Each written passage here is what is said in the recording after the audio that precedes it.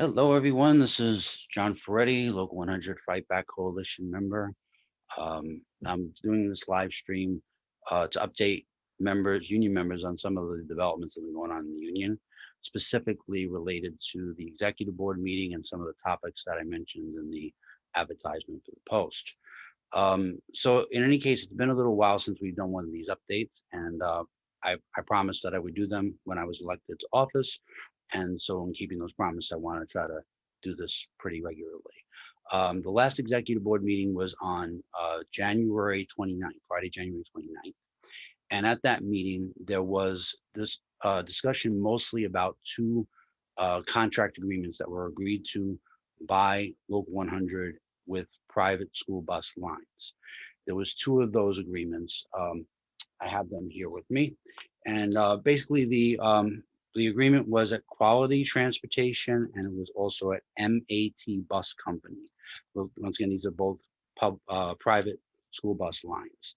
Now, they just to give you an idea how the executive board works. Like, we don't get a chance to read these agreements ahead of time. Nobody sends it to us. Nobody gives you time in the executive board to actually read these agreements. And as you can see, some of these agreements are pretty thick. This one is 15 pages, the MAT Bus Company agreement, and the other one is like 5 pages. So they have the negotiators of the contract come out and try to sell you on what a great contract it is, and how hard they worked, and how this is a major achievement and all of that. Sound familiar, Local 100 members? Because we generally get the bullet points and the lying propaganda that comes in the mail. So you guys can relate to that. So as an executive board member, they ask you to vote to recommend the contract to the members affected, and then the members get to vote on the contract. Now, I don't know about you, but I don't like to sign anything that I haven't read. I don't think it's a good idea to agree to anything in writing unless you're able to read the agreement. And so because I wasn't able to read either of these agreements, and because the votes on these things were rushed, I abstained on both of these contracts. Overall, if I had to do it over, I might vote against these contracts, having a chance to read them, because in the contract with Quality Transportation, again, these are first contracts with school bus companies, the first time that the union is recognized, first time negotiating an agreement. But the agreement that they negotiated with Quality Transportation includes a 10-year wage progression, which I think is insane, to agree to any kind of decade-long wage progression. It's way worse than we even have here in Local 100. And just so you know, many of these employees are making much less than us. So for example, the starting salary for a bus operator there is $21 an hour.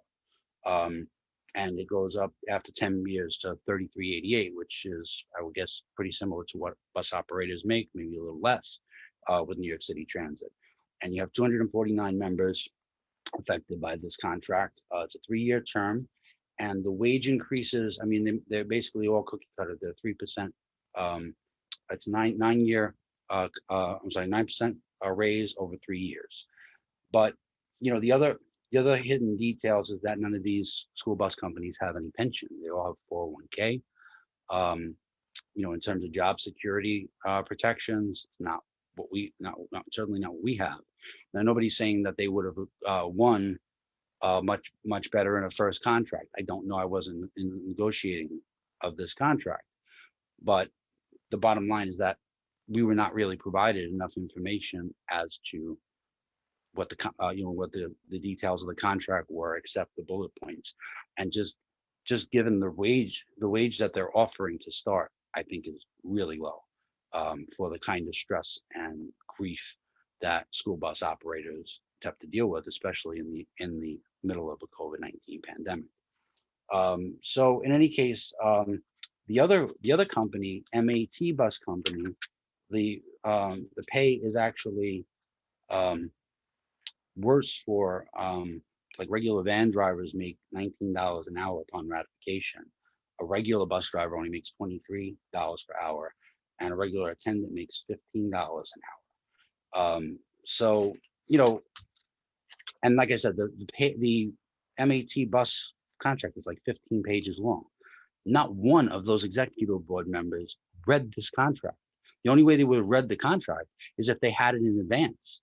And the reason why I bring this up is because it's important to know how backward the way the union is being run, how corrupt it is, and how the people who are voting to rubber stamp Utano's decisions often don't even know anything about what they're signing their name to. And I'm not going to do that. And so that's why I abstained on these contracts. As far as the vote totals were 44 yes, 0 no, and 1 abstaining on the quality transportation agreement. The other one was 38 yes, 1 no, and 5 abstaining on the MAT bus contract. So in way of an executive board report, I also want to talk about what else was discussed at the executive board. And as I've said before, most of the time, the driving force behind anything being discussed at the executive board and them not adjourning it in like 30 minutes is the RTO members raising questions, objections, motions, etc. So in any case, the question that I had asked Tony Utano about when I got a chance to ask 2 questions were the following. But the first question was about the Ernst and Young audit that the MTA has authorized to basically, with the sole purpose basically of driving our dependents off of our healthcare coverage. They're a Wall Street financial services company that clearly has a mission given to them by the MTA to reduce the amount they pay out for dependent healthcare contributions. And the MTA sells this stereotype that, we all have like 15 people on our health insurance. We got 1,000 baby mamas or whatever else you want to call them. All these people that are not qualified to actually be on our health insurance. And it's a stereotype. It's an anti-worker stereotype. It's a lie. If they believe it's true, let them prove it. And they've never been able to prove it. And so now they've hired Wall Street henchmen to try to do their dirty work for them. So I asked Tony Utano, how did you agree to this, first of all? Because it's in the contract, in the last contract that's agreed to. And basically, I showed him the last live stream. There is no contract language that says how it's going to be conducted. It's just in there as an audit every 5 years that it would commence in 2020 and then again in 2025. And when you don't have contract language, when you don't have everything written out in detail, the MTA can use it in any way they want. And so this attack on our dependent healthcare insurance should not be surprising. So I asked Tony what he was going to do to stop Ernst and Young from kicking potentially thousands of our dependents off of our healthcare insurance. So Tony's response was pretty pathetic, in my opinion. Tony's response was, well, the MTA has a right to do this. And my response was, well, the MTA has a right to do this because you gave them the right to do this, first of all. Second of all, the MTA has the right to do this, not a third party. A third party having all of our financial and personal records of thousands of union members is not in the interest of the union members of Local 100. And you are supposed to represent us, not the MTA. I don't need you to tell me what the MTA wants. I want to know from you what you're going to do to stop these members from being kicked off of our dependent healthcare insurance coverage. And his response is, well, maybe we can postpone it, but they have a right. They have a right. So at the time, I wasn't overwhelmingly impressed with his commitment to extend the deadline or to do anything really to stop the denial of healthcare insurance coverage to our dependents. However, in the intervening time, as of Wednesday's Conductor Towers meeting, we hear from Eric Logel, RTO VP, that all of a sudden they are going to cancel the process that was going on with Ernst and Young, and there's going to now be an affidavit process. What that means is that New York City transit workers can self-certify by filling out an affidavit and having it notarized, saying that that these dependents are their dependents and that they are qualified to receive health insurance from New York City Transit. And they're qualified to receive health insurance from New York City Transit because they've already proved that they were eligible. Because as many members know, this process is not easy. It's not simple, and it takes some time to get the information that they want in order to get approved by the MTA. To have to go through it again is completely unnecessary, and it is an attack on our members, and is basically treating them like criminals, like that we're just lying, we're engaging in fraud and all of that. If you believe that, then prove it. So in any case, Logel said at the Conductor Towers meeting that the deadline would be extended to March 30th, and that members would be able to self-certify by filling out an affidavit that was notarized that their dependents are legitimate dependents and that they need and are qualified for the health care they're receiving from New York City Transit. So one curious note in all of this is in the intervening period between the executive board meeting and the Conductor Towers Division Union meeting, I had a live stream with Michael Enrique from buses, and Michael, just kind of blurted out in the context of the discussion we were having about this, that what New York City Transit was doing was illegal, that it was illegal to have a third party have access to your personal financial records or your medical records or anything else. And that in 2011, when management tried to do this with a separate third party, they were overruled by a judge. And the judge ruled that no, you cannot have a third party do this at all. You have to come up with an affidavit process. And that's exactly what happened in 2011. So isn't it curious that after they're exposed, that somebody who's a bus operator and a shop steward can more effectively defend the members of this union from the attacks they're facing from Wall Street funded parasites in the MTA than can your union leadership, who did and said nothing up until that point about this whole process. If I had not brought it up at the executive board meeting, who knows if they would have even done anything. Their first attempt to do anything was to tell members to hurry up and get the paperwork in and comply. And now all of a sudden the tune has changed. So, you can decide for yourself, what's more likely here, that they were fighting all along, that behind the scenes, they were just, the brow was dripping with sweat, and they were just fighting tooth and nail for our members and their health insurance, their dependent healthcare and insurance coverage? Or was it that they got exposed and now they're running for cover? And the MTA knows that they would have gotten sued and that they would have lost. So in any case, it's instructive to know how things developed, and then I'll let the members decide for themselves as to what really happened here. As far as the information on that, none of that has been released by the union yet. It was just simply put out there publicly by Eric Logel at a Conductor Towers union meeting. I think he would have to be really stupid to say that it was a done deal if it wasn't. So we look forward to seeing Eric and Tony produce the new policy. And as soon as we see it, we will forward it and post it so that people know how to go about maintaining their dependent healthcare insurance.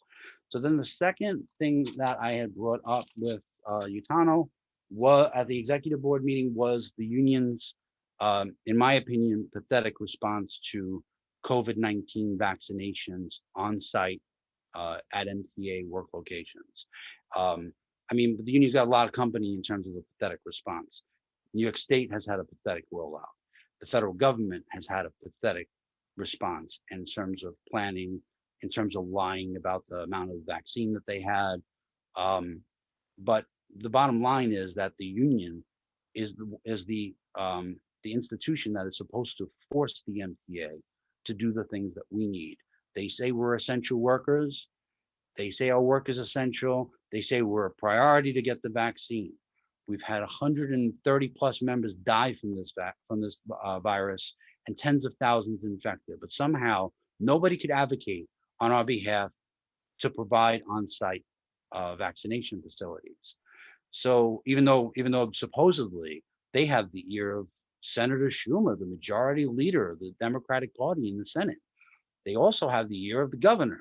So why they couldn't get this done in the intervening period since the vaccine came out is really a question you're going to have to ask when these people are running for office, and just in general about how they failed in this most basic responsibility. So in any case, Tony Utano's response to my question was that they had already come up with a plan to have on-site COVID-19 vaccinations for transit workers at transit locations. The locations that they were talking about is 130 Livingston Street, 207 Street Yard, East New York Depot, a location in Jamaica, and Grand Central Terminal. Now, Tony said that give him time, that they were still working out the details and that the union would make an announcement about it shortly. Well, that was on Friday, January 29th. Today is the 13th of February, over 2 weeks later, and there's been no announcement. So we need to continue to put pressure on Utano and Company to take action and to make sure this actually happens. The only reason why I believe anything that Tony said was that I was at 130 Livingston doing a refresher course, an annual refresher course as a conductor, and I seen the refrigerators being installed for the COVID-19 vaccine, store the COVID-19 vaccine. And that was around the same period. That was the Thursday before the executive board meeting on the 28th. So I know that there are plans in the works for this to be open, but it's taking way too long. And we need to be emailing your union officers and putting pressure on them to get it done. The time for excuses is long since passed. And for them to say, just trust us, is hilarious. Please, you can't be trusted. No more. This union leadership has blood on its hands, and we need to pressure them as much as possible to demand that members who want to receive the vaccine have the opportunity to do so and don't have to go on an epic saga all over the internet, traveling all over the city trying to find the vaccine and get vaccinated, and oftentimes not being able to find anywhere that they can set up an appointment. That is completely and utterly unacceptable. So as far as the executive board meeting, that was pretty much it in terms of developments.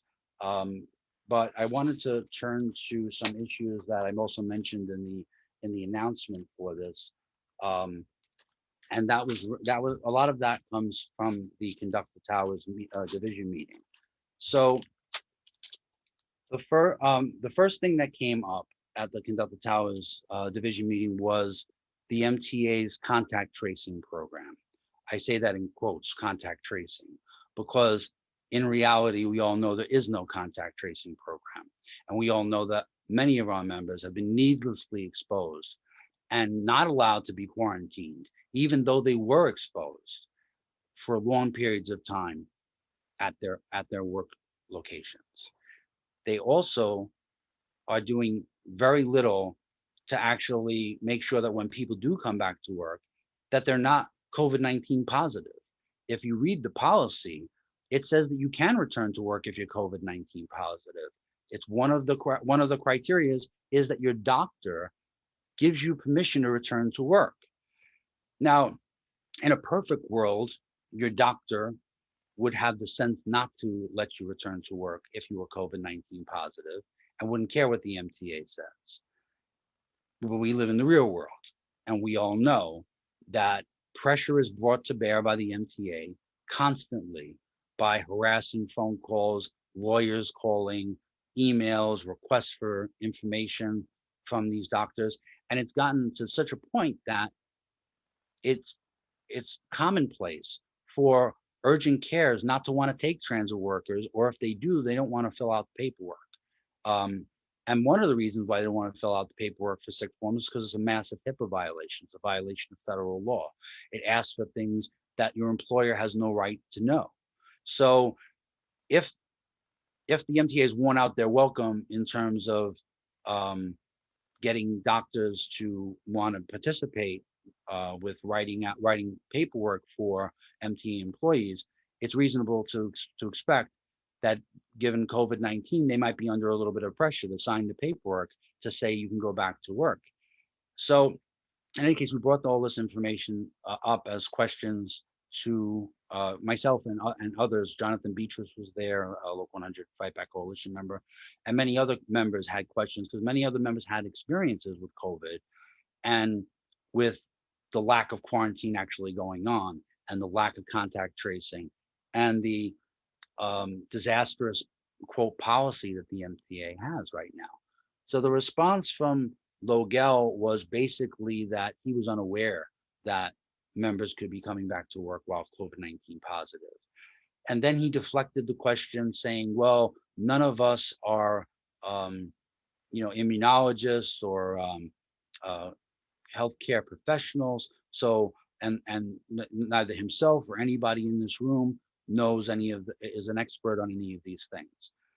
And so basically the response was, we're finding our way. It's a learning curve. It's a learning process. And when we find out about these things, we go to research them and try to find the best answers based on scientific and medical evidence. And so, some of the union officers were saying, well, members need to stay home. I don't care what the MTA tells you. If you're still positive, you have a right to stay home. And, obviously we want to encourage members not to come back to work when they could be potentially infectious. We want to do everything possible to have the back of members so they can make that choice. But it's a little easier said than done if you can't get the doctor to cooperate with you because they're afraid of the MTA and they're afraid of lawsuits, right? And it's also easier said than done in a time period where the MTA was threatening 9,000 plus layoffs. Okay.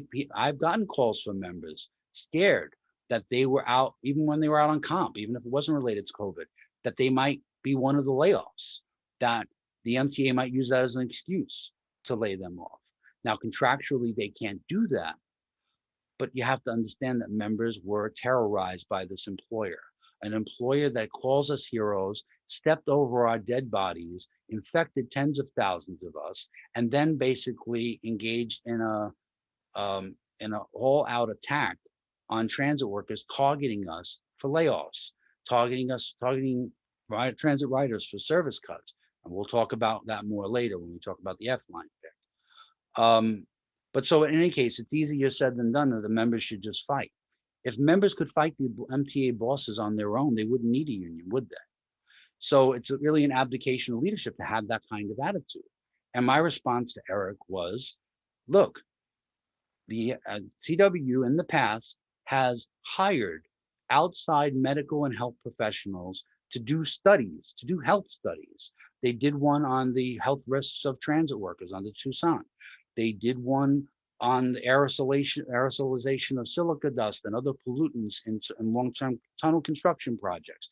They called on Columbia Presbyterian and other hospital systems to come in as independent observers and to force the MTA to implement safe working conditions. Well, I don't see any reason why the MTA is able to make these decisions unilaterally. And I don't see any idea that we should trust them at all under any circumstances about anything they say about COVID-19. These people lie like they breathe. And the really sad part is that the union has sold their lives. Remember the masks? Remember what Eric Eddy said? Remember how they sold the CDC's lies, the Trump administration's lies about, oh, if you're healthy, you don't need a mask. So the question is, what is the union going to do about this? And if the union doesn't do something about it, then we need to consider lawsuits about this. And we need to publicize this about exactly what's going on here. And I get a lot of reporters contacting me wanting to speak to members. Please get in touch with me if you want to talk about your experiences, especially in relation to this program, their supposed contact tracing. We need to expose what's going on down here. Apparently, exposing our union leadership is the only way to get them to get up off their ass and actually do something. It's sad that we have to say that. It's tragic, but it's the reality. Okay, so now, other than the contact tracing, something that came up at the union meeting was the line pick for the F line. Now, those members in RTO would be very familiar with the nightmare and the shit show that happened on the C line, which was the first testing point for this line pick to end long-term supplements. So in other words, contractually, the MTA has a right to run long-term supplements, and they used emergency language to extend those supplements long beyond the contractual requirement, which is 30 days. However, the contract language is really toothless on this because even that 30-day requirement is not really enforceable because the MTA can change one interval, change the name, the number of the supplement, and technically they would be in compliance with the contract. So the MTA went way beyond using our weak contract language to attack our PIC rights and our seniority rights. They went so far as to use the emergency language to basically run long-term supplements indefinitely. And those long-term supplements, the S900 supplement on the F line cuts 15 jobs. It also cuts service for the passengers. On the C line, I believe it's similar. It was similar amounts on the S700 supplement. Now on the C line pick, there were even more job cuts than were on the supplement. And so there was a big blowback over that from union members. And so, Eric was treading very lightly about this whole line pick after he had been championing it for months. So in any case, he comes to the meeting and there's no update about the line pick at all. He said that there was a meeting on Tuesday and the meeting did not go well. Management came out with a work program, and the work program for the F line was even worse than the C. It included 29 job cuts, both AM and PM jobs, mostly AM jobs out of 179th Street and PM jobs out of Stillwell. And that 29 job cuts is almost double what the job cuts were on the S900 supplement, which was 15 jobs across the board on the AMs and the PMs. So this was a massive escalation on the part of management. And the context for all of this is that management is saving money by running this supplement. Originally, they said that they needed the supplement because the 179s were taken out of service, the new tech trains that had trains come apart, they had doors opening without being ordered to do so. They had a lot of safety issues. So they pulled those 179s off the road. They replaced them with 32s, old tech equipment with like split cabs and all of that. And so in any case, the excuse for the supplement in the first place was because of this equipment change. Then the 179s were repaired. They came back to the road and they still kept running the supplements. So they came up with a whole bunch of excuses. Oh, there's not enough crews to run regular service. First it was the 179s and nobody could really find out why. So basically the reason why, and union rep, Jose Anthony Melendez, said so in the meeting, and so did Eric, is basically they're saving money on electricity. So when you run less trains, when those trains don't come out of the yard, they use less electricity than they do when they go down the road. So now transit generates its own electricity in a lot of cases. A lot of the energy that's needed to run the subway system is not provided by Con Ed. It's generated separately by the transit authority. So this is the logic behind this. And Sarah Feinberg has even bragged about how much money they were saving on these supplements. But here's the thing. Our contract language may be weak on this issue, and they may be able to use emergency language to try to push their advantage. And maybe they could get away with it. Maybe they can get an arbitrator to agree that they can get away with it. I don't think so, but maybe they could. However, the issue that should have been raised last year when this first happened, when all of our crews were being massively inconvenienced and having their PIC rights obliterated and being sent all over the system in the middle of a pandemic, and being at the mercy of the crew office extra. The argument that should have been raised was a safety, not only the safety issue, but the fact that it's illegal for the MTA to do what they're doing. It's federal law and it's state law that any time the New York City Transit Authority considers any kind of service cuts, any kind of fare increases, service cuts, layoffs, anything like that, they must have public hearings, and they did not. And ironically, the same night of this conductors meeting, a news article is published in the Daily News.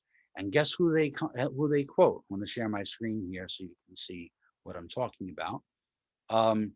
They quote train operator chair Zachary Archidiacono talking about how they've quietly cut a pair of subway lines over the past year and how it was illegal. And he goes into great detail about how they said the cuts were temporary, but basically they're making these cuts permanent. So, Zachary, it's great that you went to the media about this. It's great that you exposed what's going on here. It would have been nice if you had exposed it over a year ago when this actually started in the first place.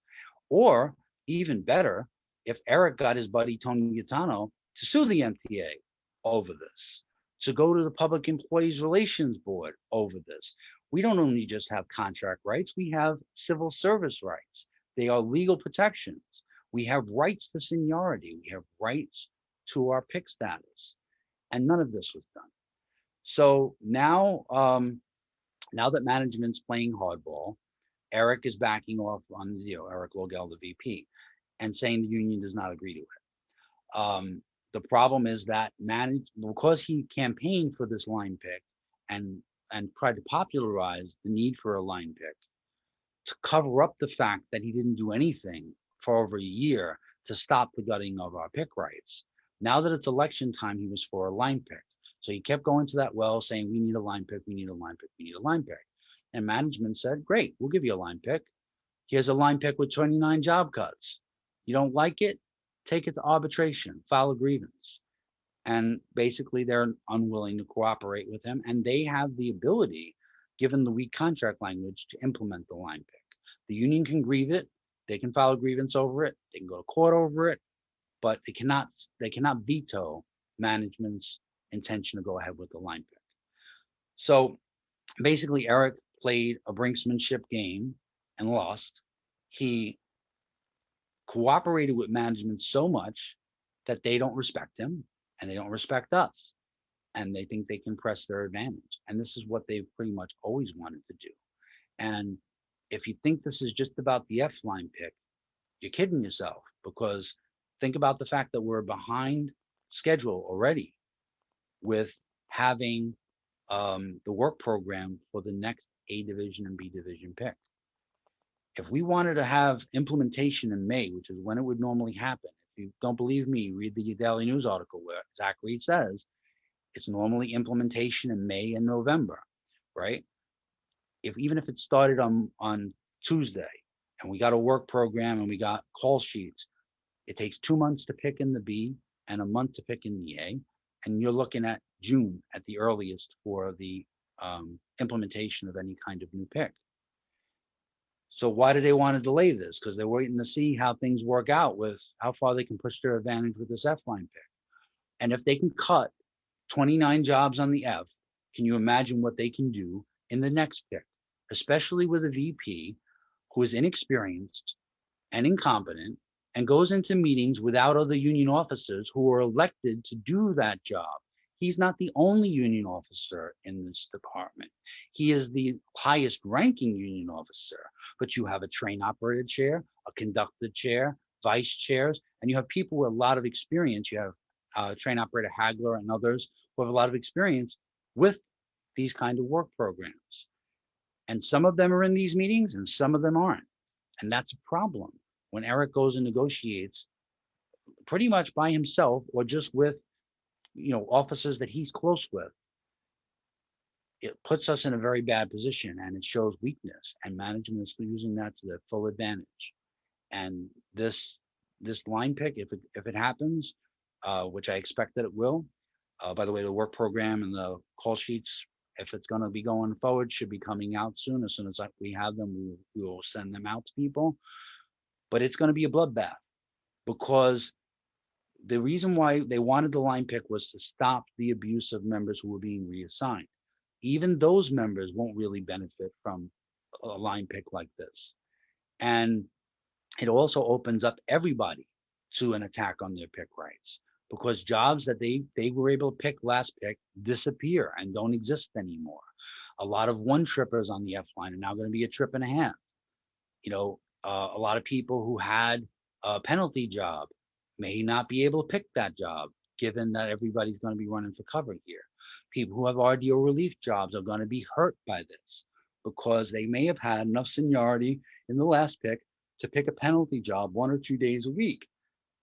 And now they may not even be able to pick a job at all because of the job cuts. So this is a mess. And, you know, I had nothing to do with this, wasn't in on the negotiations. We went to Eric for months now and told him there was a way out of this. The simple way out of this was just to have a supplement bid.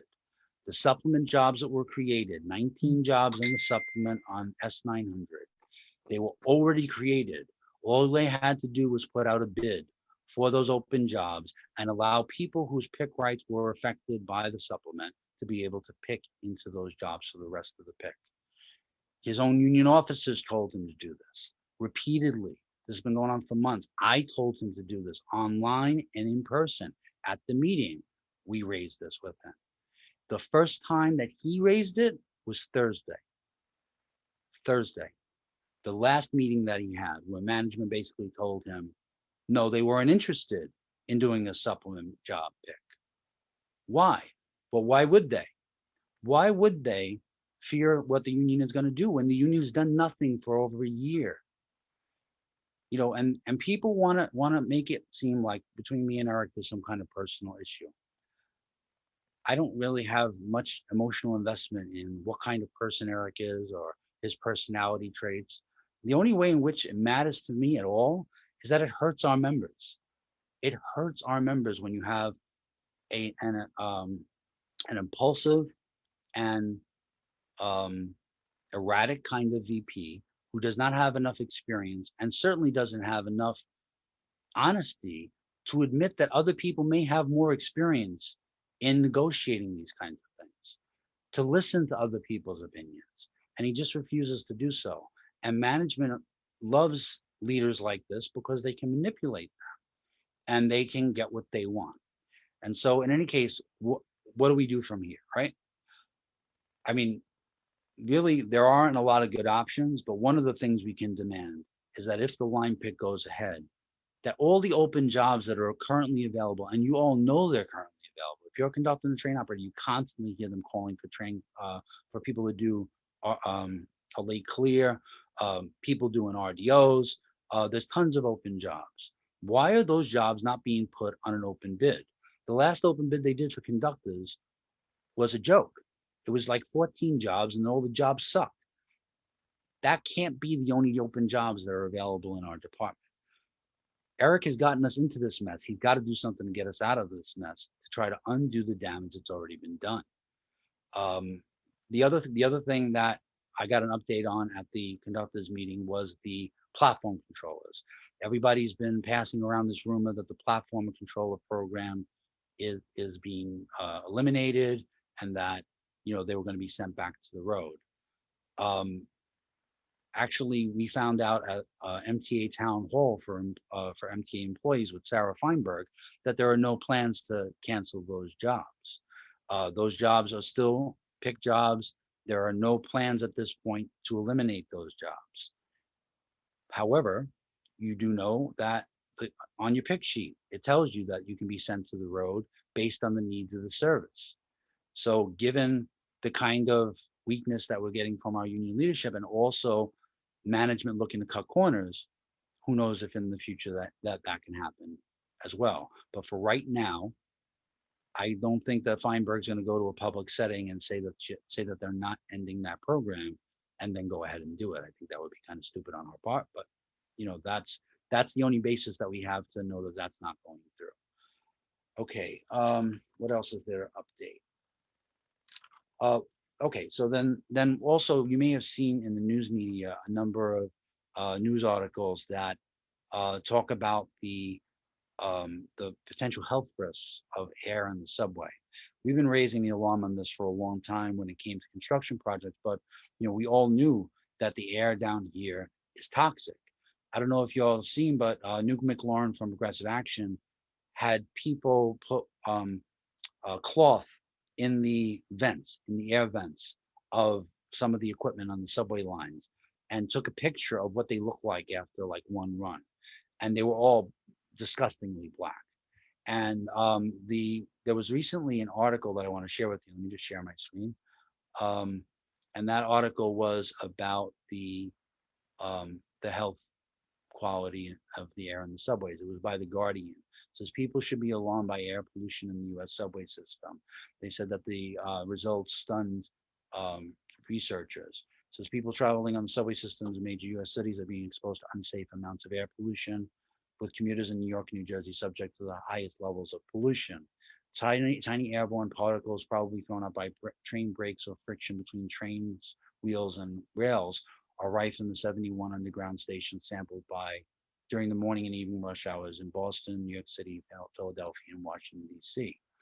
So in any case, the Christopher Street station in particular was cited as having an incredible particulate pollution level of 1,499 micrograms per cubic meter, about 77 times higher than the above ground pollution. This is a pollution level more commonly found near a large wildfire or during building demolition. It's worse than pollution ever measured in a subway station, higher than some of the worst days in Beijing or New Delhi. So, in any case, I mean, we know a lot about this from our own experience. We know how many of our coworkers have died from cancer and um, other occupationally transmitted diseases, and we got to get serious about forcing legal action against the MTA because the MTA knew about this. I mean, it's not like this is new. Like I said, there was a study, I believe it was in 2005, commissioned by Roger Toussaint. It was a health study of transit workers. It wasn't about air quality specifically, but it certainly did measure the results of long-term exposure to this kind of air quality. And ironically, this is the same employer that denies us hazard pay, that says that we're essential, our work is essential, our lives are expendable.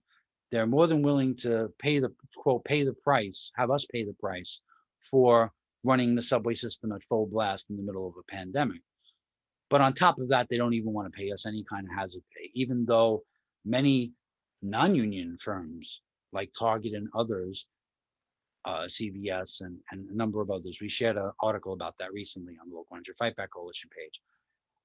Even though some of these non-union employers have provided hazard pay, the MTA still refuses to do so. So we should see this as part of the same fight. Not that I want to get cancer in exchange for my hazard pay, but we want to use it as a justification of why it's absolutely necessary. And also, we want to fight legally to force the MTA to be financially liable for all of the health risks they've caused, and we need to bring them to a stop. Again, we need to have outside health and medical professionals hired by the union to oversee and monitor exactly what's going on down here and expose what's going on down here. Now, these union leaders, they don't have to deal with these conditions because they're all hanging out in 195 Montague or 2 Broadway or 130. They don't have to deal with these conditions. And we know Samuelson spent like what, 6-8 months in quarantine in his basement. They all can work from home. They were invisible during the crisis. They can't lead this fight. We have to. And we need a new leadership of Local 100 that actually has some skin in the game and actually understands the consequences of their inaction. Because people think when you don't take action that you're not harming anybody. They absolutely are. And they have blood on their hands. And we need to develop into the kind of fighting union that can put a stop to these kind of conditions, using whatever means at our disposal. Safety dispute resolution forms, refusing to work in unsafe conditions, shutting down unsafe work, filing lawsuits, appealing to politicians, whatever weapons we have at our disposal that will bring these conditions to a stop, we need to organize collectively to make sure that happens. And I know that most members are demoralized with the State of the Union. I know that they don't have any faith that these leaders are going to do anything. And they think the union is only represented by the people who temporarily hold power within it. And I'm telling you that would be extremely short-sighted and foolish. And it would only guarantee that these conditions will continue. We have to have faith in ourselves. We have to have belief in our power to shut down and to stop these unsafe conditions. We have to have faith in our coworkers, because all those benefits that you all are looking to retire to get, they were all won by the blood, sweat, and tears of your coworkers. And in order for us to have a real future, in order for you to actually get those benefits and not have them taken away by divide and conquer union bureaucrats or cuts to the federal budget or the state budget, we need to have a credible threat to bring these bosses to their knees. And that's why they don't fear us, because it's been too goddamn long since we brought them to their knees and we imposed our will upon them. And that's the kind of union we're going to need to be if the working class in general, not just those workers who work in this union, but all workers, unless the working class is able to unite collectively and inflict its will and impose concessions upon these bosses, we're not going to survive this crisis or any other crisis. I thank everybody for watching. I just want to check if people have contacted us, because I had invited people to participate. Let me just see. Okay. We have a train operator actually on the C line that I'm going to contact right now and try to get him on the phone. If you can just have a little patience, thank you very much. All right. Sorry.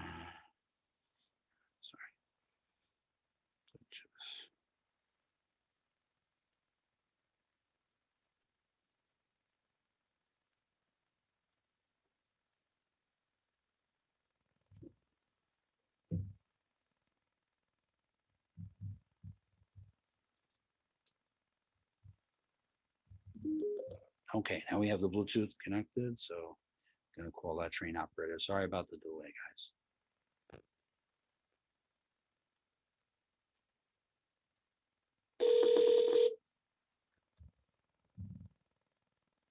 Hello?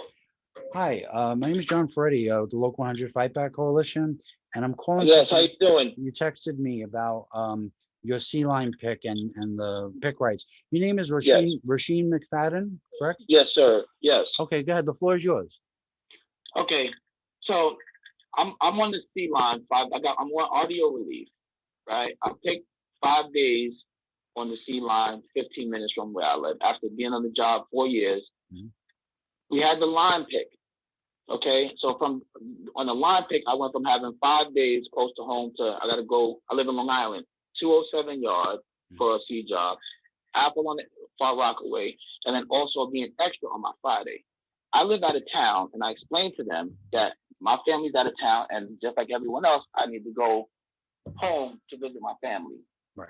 I was told by Eric that it was a pick violation to some of the people who was on the line because transit promised them that the S700 was going to be done once the 179 came back to the C line. Yeah. I explained to them, how is it a pick violation for some, but not a pick violation? Because I feel like my rights are being violated because I picked my jobs on the C line, knowing also one of my jobs was reassigned as well, but I still picked it.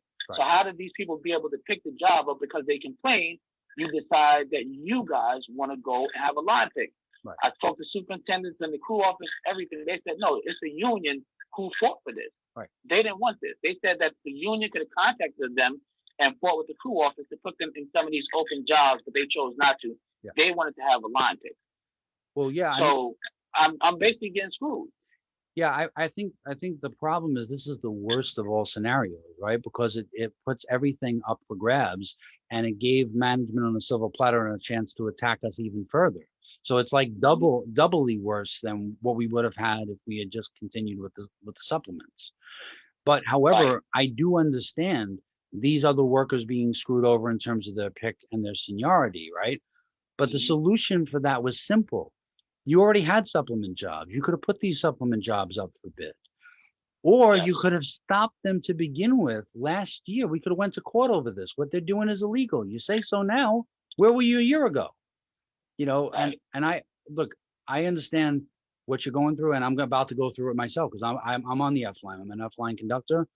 Yes. I have 15 years seniority. I worked my whole career to be able to get a light work assignment that was like 8 hours for one trip. Yes. You know, there's many people down here, you know, when you start working all these years, you don't want to be working yourself into an early grave. And right. I can tell you right now, I haven't even seen the work program. I know my job is gone. And there's no one trippers available for me. And, you know, like people who are audio relief are going to get screwed even worse because they're not going to be able to pick anything. They're going to be extra. That is correct. And I was on the phone with Eric for an hour just a little while ago, and he was saying that they're fighting to not go through with the F line ticket. Yeah, I'd heard that too. But the thing is that he's already had 2 meetings with management, and both meetings, they basically said, You said you wanted a line pick. We gave you a line pick. We're going to optimize the work program to benefit our needs. And if you don't like it, tough, go to arbitration. And the problem is that he already had a grievance in arbitration, and that grievance hasn't gone anywhere. So who knows when that grievance is even going to be heard? And even if it is heard, if they implement the pick, how are they going to undo this now? You know, so I mean, look, I wish I had an answer for what can happen right now, but Eric is the VP, and all we can do is put pressure on the VP to do his job and to stop making other members pay for his incompetence. Because look, did he come out to the C? Let me ask you a question. Did he come out to the C line and ask you what you guys wanted? Absolutely not. Did he show you the work program on the C line to say, is this good? Is this a good work program? Do you guys want it? Absolutely not. You know, so the thing is that you can't posture now and say, oh, you sent D.D. Brinson out to the field to show members the work program, and members were 90-10 against it. Now, after management has already decided to screw us, then you're going to send her out and say, oh, by the way, guess what's coming? That's not being transparent with members. And that's certainly not what Eric ran on. That's certainly not what he ran on, that he was going to be transparent and he was going to tell members what was going on. So, because when I got off on Tuesday, I was getting the runaround. I wasn't getting return phone calls. So I went to 195 Montague. I was getting the runaround there. So I went to 130. And then the chairperson, Curtis Lemon, he was giving me the runaround. He told me to go to the line, the pick section. Then he told me to go to line reasonable accommodation. Yeah. And these people are like, why are you here? We can't help you. Like, you just need to go back to the union. So basically, I'm just getting a runaround. And, now I get Eric on the phone. He's like, yeah, I'm sorry, I understand. But unfortunately, some people, it doesn't work out for everyone. But I said, but in the whole pick, I was able to pick 5 jobs. Right. Now I'm worse off than I was 3-4 picks ago. Yeah, and I understand. I mean, the best that you could probably do is contact your line superintendent and try to see what kind of accommodation they can make for you. But also, so you said contact the line superintendent? I would try to contact the line superintendent. I mean, I have your contact number. Why don't I follow up with you about trying to reach out to line supervision to see what can be done? I would definitely appreciate that. I'll also get you in contact with your train operator chair, Zachary Archidiacono, and see what, if anything, the union can do about this. Yeah, and Zach was one of the people that I was calling like a stockbroker as well, but then he finally, days later, said, I guess he's on vacation. He is on vacation. I haven't talked to him at all. Well, he is on vacation, but I can still get in contact with him. I'll see what we can do. But let's work together. And what I would suggest, all you people watching this, come to your train operators meeting and force Eric to explain what's going on down here. And if this line pick can't be stopped, what the next steps are. Because, like, for example, I suggested, having open jobs be put up for bid. I mean, you have to know, as a train operator, you hear every day there are train operator jobs open, right? There are conductor jobs open, right? So what he told me was that he was trying to get the crew office to put me in a job that would have me clear early enough that I would be able to travel and go home. Right. But if they didn't, for me to call him and he would see what he can do. But then if not, then it's just nothing he can do. I just basically, so he's telling me, like, so I can't go home to visit my family because it is what it is. Yeah, that's great. The pick is, so, and I just asked, and what I don't understand is people who pick this job at the beginning of the pick in November, if this S700 schedule was running, they still pick the job, right? Yeah. I also was able to pick, but then he's saying that some people that pick, their pick rights is being violated. So I'm saying, well, if their pick rights are being violated, how is mine not being violated if I picked my jobs, but then now I didn't even have an option. I was just given jobs. So you took the jobs that that I picked, but then you just gave me whatever you wanted to give me. That doesn't work for me. Right. The other thing, though, too, is that, like, it's not just about, like, you're hurting some people and now you're hurting everyone. The other part of this is when that pick was going into effect, why weren't those supplement jobs put on that pick, on that work program? Right. So, like, I mean, there were 1,000 solutions to this problem, but all of them required us to force the bosses to do what they don't want to do. And the bottom line is that the leadership that you have is incompetent in terms of being able to do that. And that's because Right. they carried water for these bosses during the crisis. I mean, they were the people out here telling us that, if you're healthy, you don't need a mask, They Right. didn't, where have they shut down unsafe work in the field? I mean, anywhere. Actually, I was one of those people, because I was also on the C line when they shut the C line down, because so many people on the C line had COVID. But I was one of those people that was told that you cannot wear a mask. Wow. Who told you that? The TSS, there's plenty of TSS. They're like, listen, you can't wear the mask, or we're going to take you out of service. I think did they have a bulletin at one point saying that you couldn't Yes. wear the mask? Yeah, it was because Yes. they were scared of the riding public being terrified about how dangerous COVID is. That's true, and that was the reason I was given. Yeah. Should they be scared now? Right. Right? Right. Because some of those people will probably still be alive. Some of those people probably got COVID because of the MTA. Right. But in any case, what I would suggest is, this is not going to be an easy battle, but we got to fight it on multiple fronts. First of all, I'm willing to fight, because I say this is wrong. Yeah, it's wrong. Well, the first thing we can do is we need people to come up to the train operators meeting. I know that it's an inconvenience to have to come out to those meetings, but if you can, get people to come and hold him accountable at that meeting. Yeah. But then also we got to consider like lawsuits about this, because what they're doing is illegal. They're not allowed to cut service in the middle of a pandemic and put more customers on less trains. Jack is absolutely right about it. The question is, what are you going to do about it? Right? Right. So if they won't do it, maybe we have. Well, whatever you need me to do my part. Great. I'm 100% with you, or whatever we got to do to fight this, because this is not right. That you can say that some people, it's okay for other people to be okay, but then you're going to screw the other half. I think we all pay our union dues, so why are we not all being represented? Right. Well, also, I mean, we can also take it to the MTA board meetings too, because I guarantee you the MTA board hasn't voted on these service cuts, and that's illegal too. They're not allowed to do that either. So we can get media attention. There's a lot of ways we can put pressure, but the first step is we got to get people to come out to these union meetings. And I know that it's an inconvenience, but we'll work together. I'll be in touch with you about trying to get in touch with the line superintendent and see what can be done. And then we'll work together at the meetings. Okay. Okay. All right. But just so you know, like, this is not what a union is supposed to be. Okay. It's not, right. We shouldn't be down on the whole idea of a union just because we have shitty leaders at a given point in time. They are temporary, and they're going to be very temporary if they don't get their shit together. Right. Thank you so much for calling in. I really appreciate it. You still there? Yes, I'm here. Okay, thank you so much for calling in. I really appreciate it. And I hope that'll be the beginning of a discussion. Thank you. I'm going to save your number, so hopefully I'll hear from you soon. Absolutely. Over the weekend, by Monday, I'll definitely get in touch with you, okay? Okay. Because you're not going to be able to get in touch with anybody until Tuesday anyway. Okay? All right. Have a good night. Thank you. Okay. Well, that was good that we actually got one of the members affected by this disaster from the sea line to tell their story. And we look forward to hearing from other members about this, and we want to work together to do exactly what I was telling this member and need to be some of the next steps. I'd like to thank everybody for their time, and I look forward to talking with you guys soon. Feel free to reach out to me. My number is 917-678-0557. You can also email me at john012871@gmail.com, or you can email the Local 100 Fightback Coalition at local100fightback@gmail.com. We'll be talking soon. Everybody enjoy your weekend, and let's stay in touch and communicate about the next steps and the ways forward, because the leadership we seek is not me. It's not any one person. We are the change that we seek, and we got to build that change together, because our lives are literally on the line.